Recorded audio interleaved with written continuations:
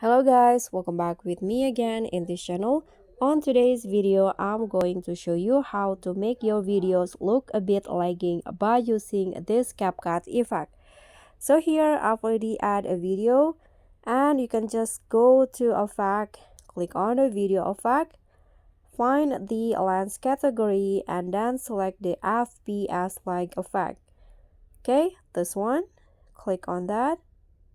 You can see now the car is moving but it looks a bit laggy, but you can always adjust it. You can adjust the speed. I'm going to make it faster like this. Click on the check icon if you're done, but I'm going to add the glitch effect.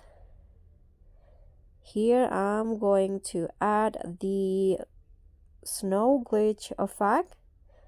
Click on adjust. Here I'm going to lower the range, lower the noise, and here lower the letter chromatic aberration. Now just click on the check icon and this will be the result.